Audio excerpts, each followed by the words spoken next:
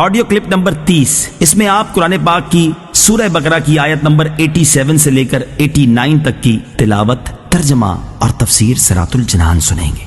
بسم اللہ الرحمن الرحیم۔ ترجمہ: اللہ کے نام سے شروع جو نہایت مہربان رحمت والا ہے۔ وَلَقَدْ آتَيْنَا مُوسَى الْكِتَابَ وَقَفَّيْنَا مِن بَعْدِهِ بِالرُّسُلِ وَآتَيْنَا عِيسَى ابْنَ مَرْيَمَ الْبَيِّنَاتِ وَأَيَّدْنَاهُ بِرُوحِ الْقُدُسِ أَفَكُلَّمَا جَاءَكُمْ رَسُولٌ بِمَا لَا تَهْوَىٰ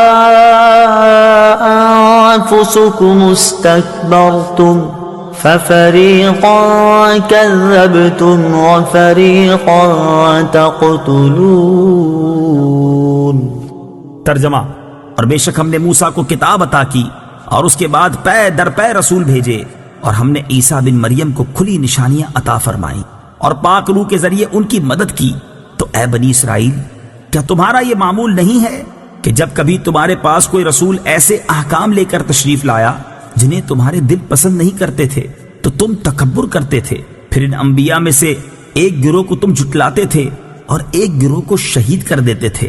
وَلَقَدْ آتَيْنَا مُوسَى الْكِتَابَ، اور ہم نے موسیٰ کو کتاب دی۔ تفسیر صراط الجنان میں ہے، یہاں سے بنی اسرائیل کو دی گئی مزید نعمتیں بیان کی جا رہی ہیں۔ اس آیت میں کتاب سے توریت مراد ہے، جس میں اللہ تعالیٰ کے تمام عہد مذکور تھے۔ ان میں سب سے اہم عہد یہ تھے کہ ہر زمانے کے پیغمبروں کی اطاعت کرنا، ان پر ایمان لانا اور ان کی تعظیم و توقیر کرنا، جیسا کہ سورہ مائدہ آیت نمبر 21 میں مذکور ہے۔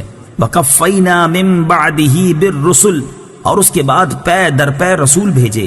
تفسیر صراط الجنان میں ہے، حضرت موسیٰ علیہ السلام کے زمانے سے حضرت عیسیٰ علیہ السلام تک متواتر انبیاء کرام علیہ السلام آتے رہے۔ ان کی تعداد 4000 بیان کی گئی ہے۔ یہ سب حضرات موسیٰ علیہ السلام کی شریعت کے محافظ اور اس کے احکام جاری کرنے والے تھے، اور چونکہ ہمارے آقا خاتم الانبیاء صلی اللہ تعالی علیہ وآلہ وسلم کے بعد نبوت کسی کو نہیں مل سکتی، اس لیے شریعت محمدیہ کی حفاظت و اشاعت کی خدمت علماء ربانی اور مجددین کو عطا ہوئی۔ آتینا عیسی ابن مریم البینات، عیسیٰ بن مریم کو ہم نے نشانیاں دی۔ ان نشانیوں سے مراد حضرت عیسیٰ علیہ السلام کے معجزات ہیں، جیسے مردوں کو زندہ کرنا، اندھوں اور برس والوں کو صحت دینا، پرندوں کی صورتوں میں جان ڈال دینا، غیب کی خبریں دینا وغیرہ، جیسا کہ سورہ آل عمران کی آیت نمبر 49 میں ہے۔ وَأَيَّدْنَاهُ بِرُوحِ الْقُدُسِ، اور پاک روح کے ذریعے اس کی مدد کی۔ روح القدس سے حضرت جبریل امین علیہ السلام مراد ہیں کہ وہ روحانی ہیں اور ایسی وحی لاتے ہیں جس سے دلوں کو حیات یعنی زندگی ملتی ہے۔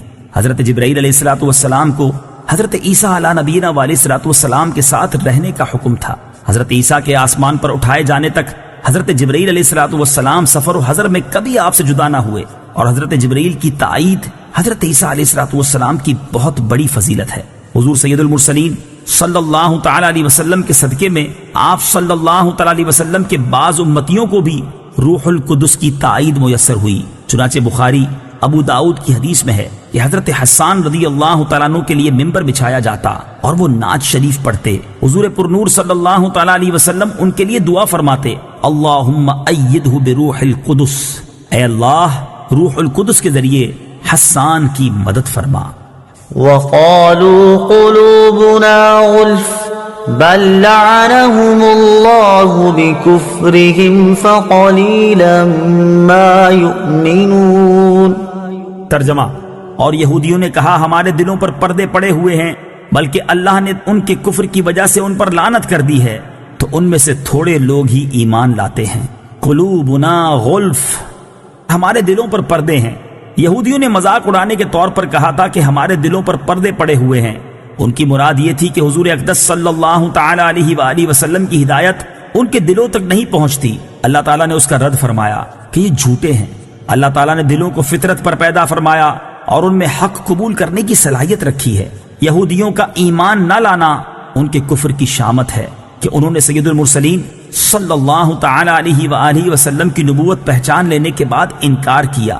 تو اللہ تعالیٰ نے ان پر لعنت فرمائی۔ اس کا یہ اثر ہے کہ وہ قبول حق کی نعمت سے محروم ہو گئے۔ آج بھی ایسے لوگ ہیں کہ جن کے دلوں پر عظمت رسالت سمجھنے سے پردے پڑے ہوئے ہیں۔ وَلَمَّا جَاءَهُمْ كِتَابٌ مِّنْ عِندِ اللَّهِ مُصَدِّقٌ لِّمَا مَعَهُمْ وَكَانُوا مِن